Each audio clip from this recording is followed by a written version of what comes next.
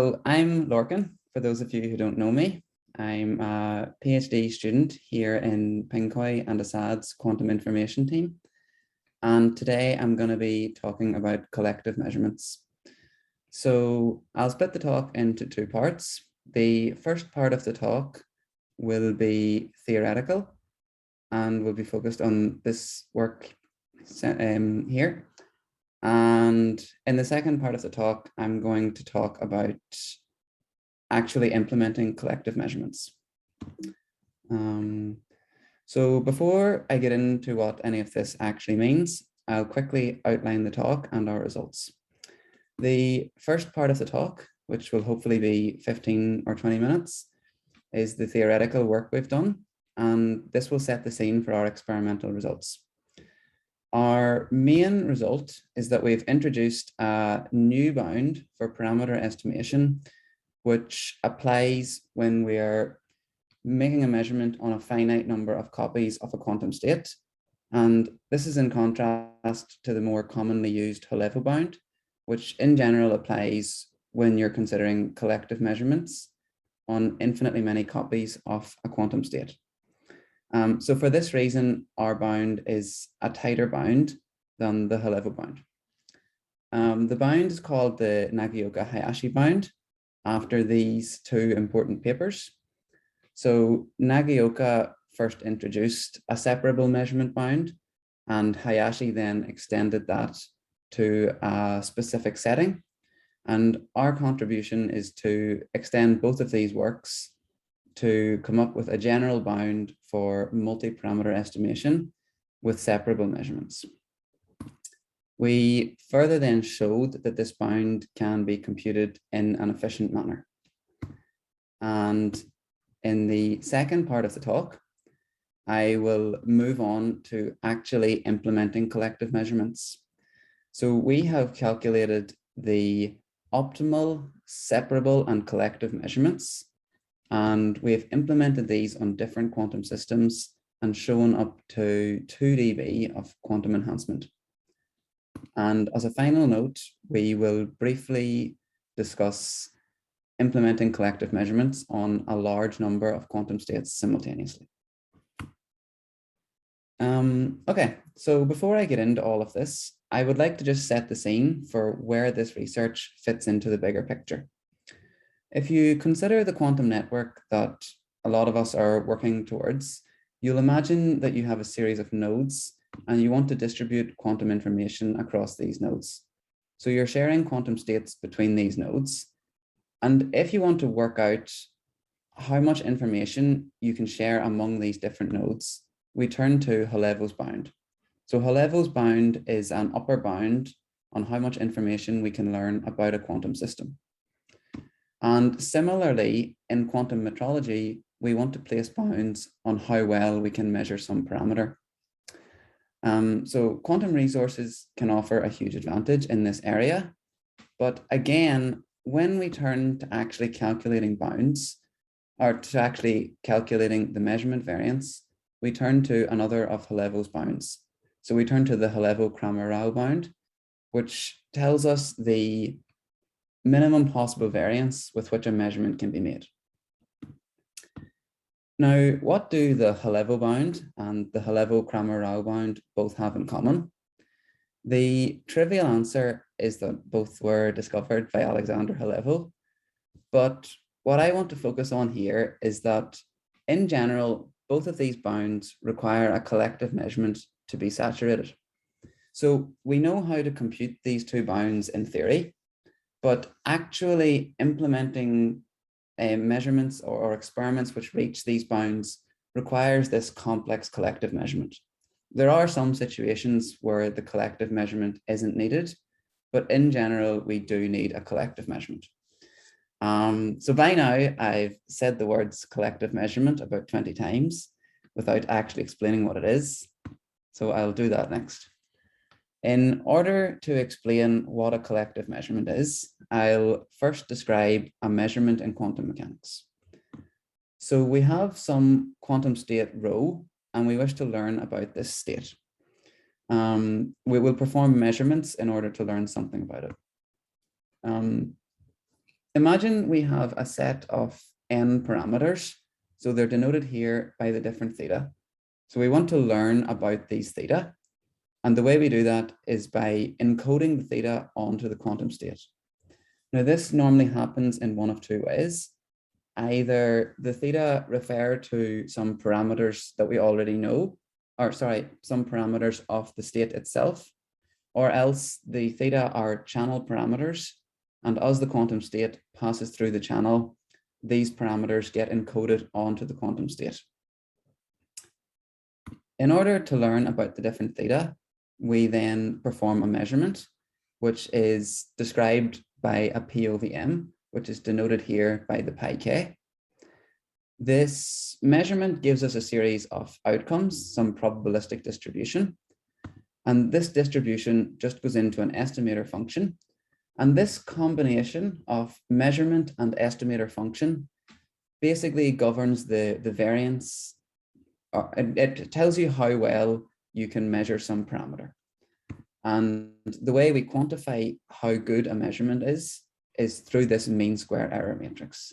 So in quantum metrology, we're basically trying to minimize this mean square error matrix. So that is a typical measurement in quantum mechanics. A quantum state is prepared and then measured, and we can repeat this procedure. And if we have n copies of a quantum state, we can repeat this n times. And this figure on the left is what we call a separable measurement. So the quantum states are prepared and measured individually. Throughout this talk, I'll also refer to this as a single copy measurement, because we're measuring a single copy of the quantum state every time. Now imagine that instead of measuring states individually, we take a pair of states, and before we measure them, we perform some entangling operation. We can think of this as performing a single measurement on the joint system, rho cross 2. And again, we can repeat this. And if we have n copies of the quantum state, we can repeat this a total of n over 2 times. You should be able to convince yourself that this measurement on the left can only be worse than the measurement on worse or equal to the measurement on the right. So the measurement on the right is what we call a 2-copy collective measurement. We measure 2 copies of the quantum state simultaneously. And this is the simplest possible collective measurement. And an n-copy collective measurement then looks something like this, where we take all n copies of the probe state and generate entanglement across all n modes and measure all n copies simultaneously. Now, if anyone has ever worked in the lab with entanglement, you'll know how hard it is to generate entanglement even across 2 modes. So when n is large, generating the requisite entanglement across all n modes is really quite difficult. And yet, this is what we require in general to saturate Halevo's bounds. So this was our main motivation. We wanted to see if we can find a more experimentally realistic bound. And we wanted to see if we can then implement this and get close to Halevo's bounds.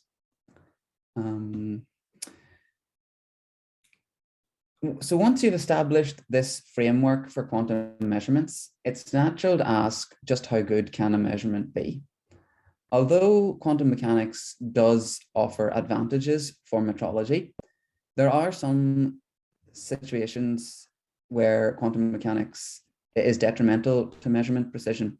So for example, the uncertainty principle obviously implies that we cannot measure any number of parameters with an arbitrary precision. And the ultimate limit on how accurately we can measure a set of parameters was introduced by Halevo and has since become known as the Halevo bound. I'll emphasize again that the Halevo bound requires a collective measurement on infinitely many copies of the quantum state simultaneously in general in order to be reached. And it's computed through this minimization problem shown. A similar bound was introduced by Nagaoka and is referred to as the Nagaoka bound. And in the form shown here, the Nagaoka bound applies to estimating only two parameters, but it is a separable, it is a bound which applies for separable measurements. And we now introduce a new bound into this hierarchy. So we introduced the Nagaoka-Hayashi bound, which similarly to the Nagaoka bound applies when you're using the experimentally relevant separable measurements, but it now applies for estimating any number of parameters. It's not restricted to two parameters as the Nagaoka bound is. Then these are the conditions for the minimization problem. They're not particularly important. But this brings us on to our main theoretical result, how we actually wrote down this Nagaoka-Hayashi bound. So without going into too much detail, we write the variance from the best possible separable measurement as V star here. And we write this in terms of S theta and L star theta. So V star is the variance we would get if we implemented the best possible separable measurement. And S theta is defined as an extension of the density matrix onto an extended classical quantum Hilbert space. And L theta you can think of as being a measurement operator. So if you see the structure of L theta, it's consisting of these estimator function and measurements. So basically, when I say that we want to optimize to find the best L theta, it's saying that we want to find the best measurement and estimator. So the best possible separable measurement. And with this notation, we are able to write the Nagaoka-Hayashi bound as shown. And we were further able to show that we can recast this bound as a semi-definite program, making it easy to compute in an efficient manner.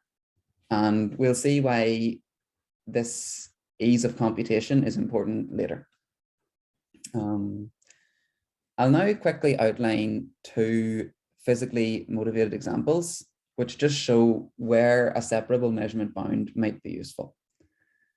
Our first example is the problem of trying to estimate rotations of a 2-qubit state about the Bloch sphere. So our input state is the maximally entangled 2-qubit state shown. And 1 qubit in the probe is then rotated about the different axes of the Bloch sphere and is then decohered. So the rotations about the Bloch sphere just move the Bloch vector, and the decoherence is the phase damping channel, which has the effect of shrinking the Bloch sphere along the X and Y axes.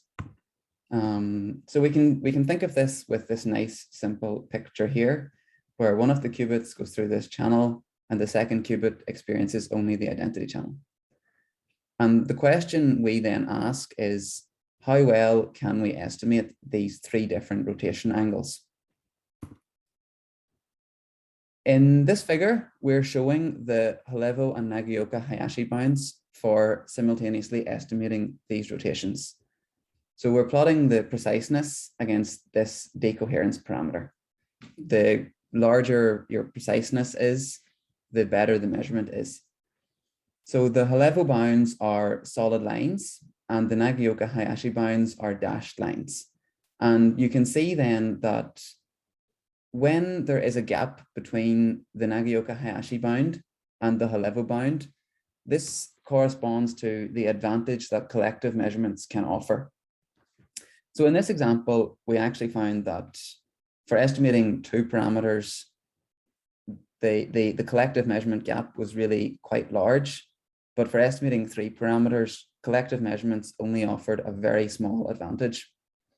And we can use our bound to look at how the advantage of a collective measurement changes as you measure more and more copies. So and in this figure, we've plotted the gap between the Halevo and Nagaoka-Hayashi bounds, which is basically the gap between collective and separable measurement precisions. And we evaluate this difference when we're measuring a single copy of the probe state, which is the blue lines, 2 copies of the probe state, which is the red lines, and 3 copies of the probe state, which is the black lines. And you can see as we measure more and more copies of the probe state simultaneously, the Nagioka-Hayashi bound tends towards the Halevo bound, as we would expect. So our bound offers a way to investigate finite size effects in quantum metrology. And our second example concerns the simultaneous estimation of this phase phi and loss eta in an interferometer. So we consider the most general photonic input states of the form shown. And what we found was that for all n up to and including 14, the Halevo and Nagioka-Hayashi bounds coincide. And we were actually able to show that this is always the case, which means that in this particular example, collective measurements don't help at all. And again, this is useful to know because it means that you don't spend time searching for some complex collective measurement when you know that a separable measurement will do. So that concludes the first part of the talk, and hopefully I've convinced you that a separable measurement bound is somewhat useful. The main results were that we have presented a new bound which applies to separable measurements. It can be computed efficiently, and we've shown some physically motivated examples as to where this type of bound is useful. So hopefully everyone now has a grasp on what a collective measurement is. And if anyone has zoned out, this is a good time to perk back up, as we're going to discuss our experimental implementation of a collective measurement next. I will first briefly review what has been done with regards experimental demonstrations of collective measurements, just so everyone knows the sort of state of the field and the problems that arise with implementing collective measurements. So one of the first demonstrations of a collective measurement was this work from 2017, where 2 photons were mixed on a beam splitter, and then they were measured after they had sort of interacted with one another.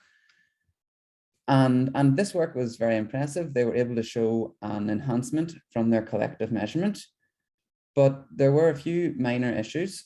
For one, it relied on post-selection, and so was not deterministic, but also it was slightly ad hoc. So one of the admissions of the paper was that this protocol only shows an advantage for estimating quite a specific choice of parameters. It won't work for generally estimating any parameter.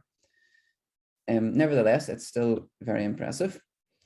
And in 2018, it was shown that in a quantum super resolution setting, so quantum super resolution, for those of you who don't know, is trying to estimate the separation of 2 point sources of light, which are close to each other. So in this setting, it was shown that by mixing 2 photons on a beam splitter and then measuring them, you can outperform direct detection of the photons individually. So again, they showed an advantage, but they were only comparing their collective measurements to direct detection. They didn't compare to the optimal separable measurement. And finally, quantum walks have been demonstrated as another platform for implementing collective measurements. So in this example, 2 copies of a qubit state are being measured simultaneously. And the 2 copies of the qubit state, 1 copy is encoded here in the polarization degree of freedom, and the second copy of the qubit state is encoded in the position degree of freedom. So the 2 copies of the qubit state are encoded in polarization and position of a single photon. And the main criticism of this work is that it's easy, or sorry, I shouldn't say easy. It's feasible to perform a collective measurement on 2 copies of a qubit because you naturally have position and polarization of a photon. But extending this to 3, performing a collective measurement on 3 or 4 copies of a qubit state is quite difficult, just because there's no naturally easy extension. And if you want to use quantum walks in general to implement collective measurements, it requires up to 2n(d)-1 different steps, where d is the dimension of the Hilbert space and n is the number of POVM elements. So if you wanted to do if you wanted to use this platform to perform a collective measurement on even 3 copies of a qubit state simultaneously, this would require on the order of potentially 40 or 50 different optical paths. So I would say this isn't a very scalable approach. Just in summary, previous attempts at implementing collective measurements have focused on specific examples, and it's hard to generalize them to implementing collective measurements on 3 or 4 copies of a quantum state at the same time. Our idea to get around this is to try and use superconducting and trapped ion devices, and we have been able to circumvent most of these issues. In order to demonstrate our approach, we'll consider a very simple problem. So imagine we have this input state, which is just a qubit in the ground state. We then rotate this about 2 axes of the block sphere, and we finally decohere. And the effect of our decoherence in this model is to scale the block vector towards the origin. And what we want to know is how well can we estimate these 2 rotations? So in order to know this, we computed the different bounds, and these will tell us theoretically what are the ultimate limits on how well we can measure the different rotations with the different measurement types. So when we perform a collective measurement on infinitely many copies of the probe state simultaneously, we turn to the Halevo bound. When we perform a separable measurement on individual copies of the probe state, we turn to the Nagaoka bound.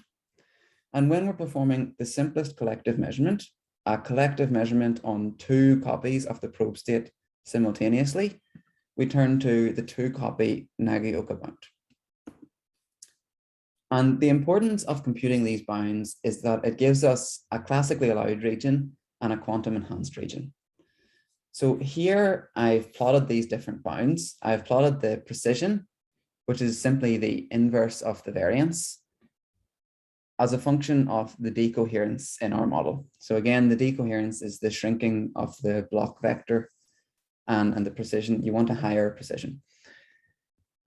So this shaded region, this pink dashed line, which defines the shaded region, corresponds to separable measurements. So the shaded region is the classically allowed region. Any classical measurement, it can exist in this region. And by a classical measurement, I mean a separable measurement. So a measurement which doesn't use entanglement. And what we are going to attempt to do is to go beyond this classically allowed region and approach this quantum enhanced 2-copy measurement bound. Quantum computers are a natural platform for implementing collective measurements because of their ability to generate high levels of entanglement across many modes. Our setup is as shown. So we prepare the qubit here in the 0 state, and then the qubit is rotated. You can think of this rotation as being caused by a magnetic field or something like this, which we want to sense. We then decohere the quantum state, and this occurs naturally for most quantum states, but in this experiment, we control the level of decoherence. We can group all of this together into one black box, and this is the preparation stage. So basically, this is a black box which tells us what states get input to the quantum computer. And this is where the measurements happen. So the quantum circuits shown implement the optimal separable and 2-copy collective measurements for estimating these rotation angles. The top half of the figure corresponds to a separable measurement, where quantum states are prepared and measured individually. And you'll see up in part 2 of this figure, we've actually split the separable measurement circuit in 2. So this is the circuit which implements the optimal separable measurement POVM, and we can split it in two simply because we can split the estimation of the two rotation angles in two. The bottom half of the figure then shows the optimal collective measurement, where two quantum states are fed into the quantum computer at the same time, and they're measured simultaneously. You can see here that we have three C0 operations, which generates entanglement between the two modes, and this is what leads to the enhancement. Now, unfortunately, when we first ran these circuits on a real superconducting device, the results were terrible. So the pink squares here correspond to our separable measurement, the experimental results, and the pink squares, in theory, should be able to reach this pink line.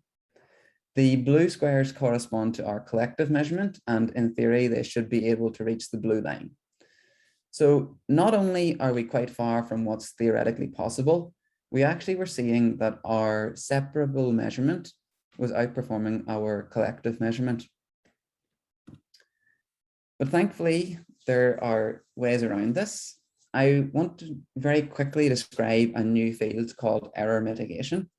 So error mitigation is a near-term alternative to error correction. It is designed to help NISQ devices before they reach the level where fully fault-tolerant error correction is feasible. It was introduced in 2017 in these two papers. And the basic idea is you artificially increase the noise in your system and then extrapolate backwards. So there's some base level of noise in the quantum system, lambda 1. We artificially scale up the noise, and this is done normally by increasing the length of time over which each gate is allowed to evolve.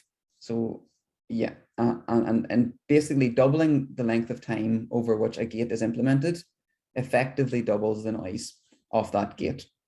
So we scale up the noise and then we extrapolate back to when we have no noise, and we use that as our error mitigated expectation value. So the major result that's came out of error mitigation so far is this work where error mitigation was applied to variational eigensolvers to find the ground state Hamiltonians for several atoms. Now there is a lot happening in this figure, but if you just focus on this red ellipse, I'll explain the gist of the idea. The little red circle here corresponds to the estimated energy when there's no error mitigation applied. They then artificially scaled up the noise, and the scaling factors are shown here. They artificially scaled up the noise before extrapolating back to the zero noise case, and they got remarkable results. But unfortunately, when we tried this particular type of error mitigation, it didn't help our particular implementation. So instead, we have to turn to a more general error mitigation technique, which was introduced only earlier this year. And there's been much less actual implementations of this particular error mitigation technique. So it was slightly unknown territory. The basic idea of this technique is that you simultaneously run your circuit on a quantum computer and on a classical simulator. By decomposing the circuit into Clifford gates, it should be possible to efficiently simulate the circuit on a classical computer. And so you basically generate training data. You have the noisy data from the quantum computer and the ideal data from the simulator. You fit them to each other, and this is your training data, which gives you a model which you can then use to correct your quantum computer's predictions. So for our problem, this is what this looks like. We will prepare our quantum states in the zero state again. And now, instead of feeding in some unknown angle, we input a range of known angles, and we ask the quantum computer to estimate these angles. And by fitting the true angles to the noisy estimate of the angles from the quantum computer, we come up with a model for the computer, and that model then allows us to estimate some unknown parameter. Here's an example of what this looks like for our problem. So this is real data taken from an IBM Q System 1 device. The red line is the true values of theta. And when we input a range of theta, the blue dots correspond to our predicted thetas. So you can see that the quantum computer is roughly just offsetting our estimate by some fixed amount. We then perform a linear fitting to this noisy data. And using this linear fit, we're able to correct this noisy data. So the figure on the right corresponds to the corrected or the error mitigated theta values. And clearly there's quite a large improvement. Of course, we can't use this data because it forms part of our model, but we then take this model and use it to estimate some unknown theta. And here are some results which show the enhancement that we get from error mitigation. So the blue squares are the previous estimates that we were getting when we weren't using any error mitigation. And the circles correspond to our new estimates after we performed error mitigation. And this is for the single copy circuits on the left and the 2-copy collective measurement circuits on the right. So you can see clearly the improvement that error mitigation is offering us. And this is even more evident when we look at the mean square error. So the color scheme is the same as the previous plot. These light blue bars correspond to the mean square error before we perform error mitigation. And it's well above these theoretical lines, which are the dashed lines down below. And the purple squares then correspond to the points with error mitigation. So you can see there's a huge improvement from using error mitigation. It brings us right down close to the theoretical limits. And in this figure, this is the same data as the previous figure, only now we're comparing the single copy measurements to the 2-copy collective measurements after error mitigation. So again, the shaded region is the classically allowed region, and the single copy measurements, which are the pink bars, should be able to get right down to this pink dashed line. So error mitigation takes us very close to this line. And the collective measurements, the collective 2-copy measurements should in theory be able to get right down to the blue dashed line. And they don't get quite there, but you can clearly see that the 2-copy collective measurement is going beyond what is classically possible. I should say that this is for one fixed decoherence value in our model. So what we did then was we fixed the theta value and started to vary the decoherence in the model instead, just to see how close we can get to the theoretical limits. As a quick reminder, here's what the results look like without any error mitigation, the squares shown. And here are the new results with error mitigation. So quick reminder, the blue points should be able to reach the blue line and the pink points should be able to reach the pink line. And we want to get beyond the shaded region. So at first glance, this looks really good. The error mitigation is clearly being very helpful. But if you look closely, you'll see some strange things. At this first point, you'll see that we're consistently performing worse than what is theoretically possible. This is mildly concerning, but more concerning is this point where it appeared that we were actually outperforming what is theoretically possible. And so we set out to look into this, how it was that we were doing better than what we thought was a tight bound. And the answer lies in the gradient that we're using in our error mitigation technique. So if you just remember, the error mitigated estimate is the gradient of our fit multiplied by the previous estimate plus some offset. And it turns out that when this gradient is less than 1, we're actually cheating and we're biasing the estimate. And this lets us outperform what's theoretically possible. And when the gradient is greater than 1, we're also cheating, just in a way that doesn't help us. So to explain what's happening, every run of this experiment produces a probabilistic distribution of theta values.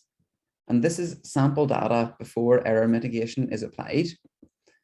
And what happens is that the intercept corrects the offset, but it also squeezes the distribution according to the gradient. And this is how we were outperforming what's theoretically possible. Now, thankfully, we're able to fix this. We can fix it just by using a small sample of the data to roughly estimate theta. We then adjust our quantum circuit so that theta is close to 0. And then finally, we use an alternate error mitigation where we only correct for an offset. We don't correct a gradient. And this allows us to fix the bias and gives us much nicer results where we are demonstrating a clear quantum advantage and we show up to 2 dB of quantum enhancement across a range of different decoherence values. These results, okay, so this plot, it's the same data as the previous plot, just in a slightly different format. And what it is 1 minus the ratio of the infinite copy collective measurement variance to the finite copy collective measurement variance as a function of the number of copies that we're measuring collectively.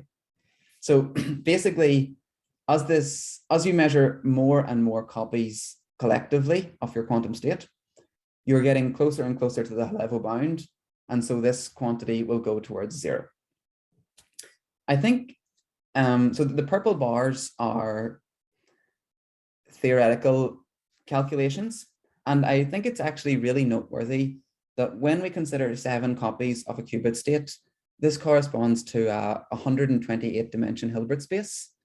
But we're actually able to say what's the theoretically, we're actually able to say that the best possible separable measurement in this size of Hilbert space will achieve this variance.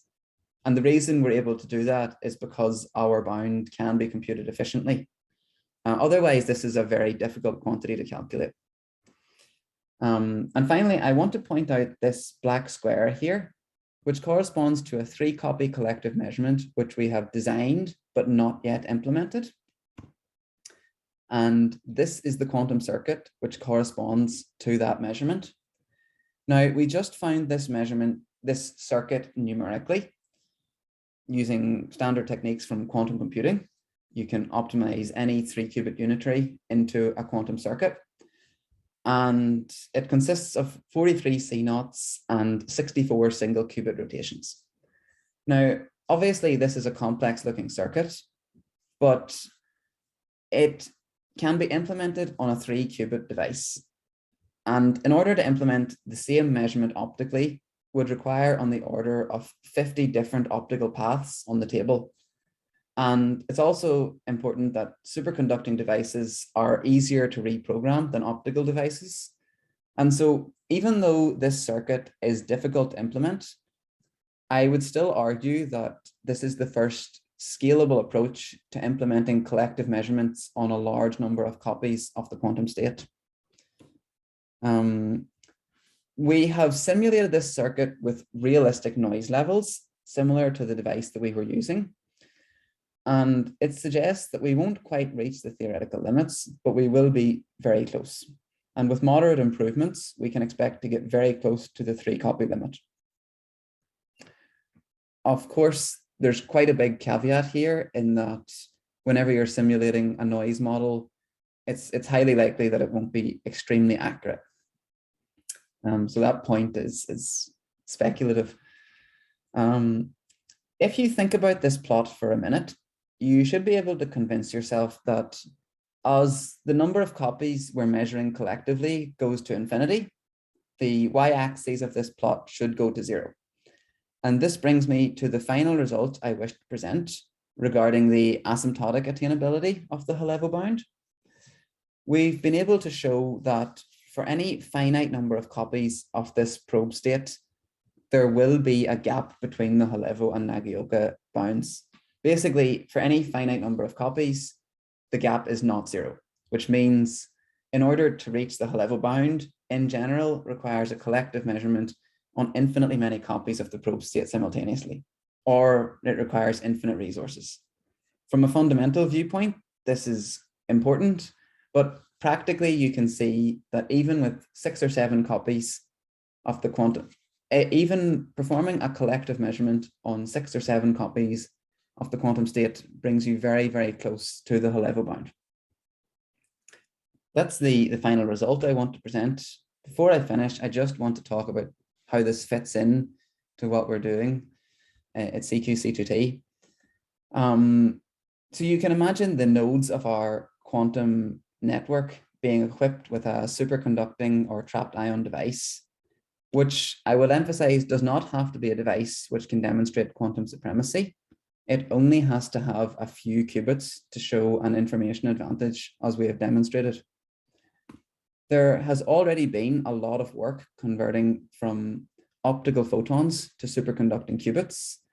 And so all of the pieces are there, and putting together a network like this could greatly enhance the distribution of quantum information. And another very natural arena for collective measurements is biological imaging. So recently there was this work where squeezed light was used to enhance biological imaging. And the reason that squeezed light was so useful was because in biological imaging, you can't arbitrarily increase your photon number because you might damage your sample. So you need to find ways to reduce the shot noise without increasing the photon number. And squeezed light is one way to do this, but collective measurements might offer a similar advantage.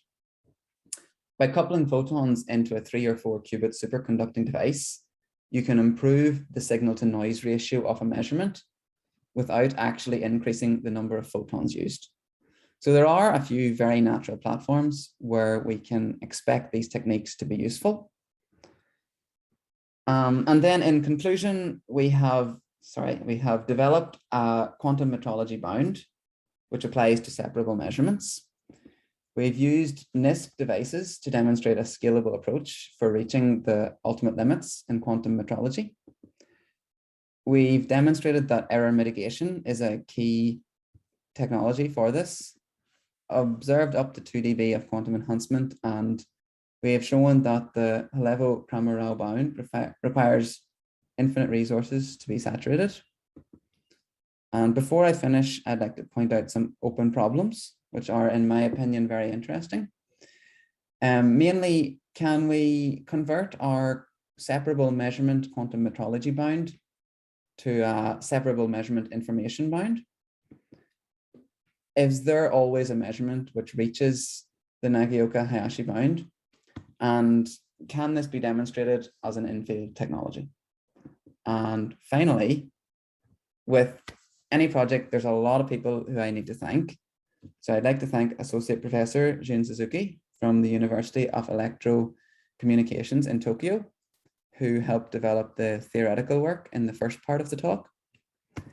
I'd also like to thank Associate Professor Dominic Burry from the from Macquarie University in Sydney, who helped optimize the quantum circuits we've been running. We've had collaborators in Germany who have been helping us. So I'd like to thank Dr. Tobias Vogt and Dr. Feike Eilenberger from the University of Vienna, who are running a single photon version of this experiment. And I'd also like to thank the Acknowledgements team in Innsbruck, who are running a trapped ion version of this experiment. And finally, last but absolutely not least, I would like to thank my 2 supervisors, Assad and Pinkoy, who are excellent supervisors and made all this possible. Okay, thank you for listening.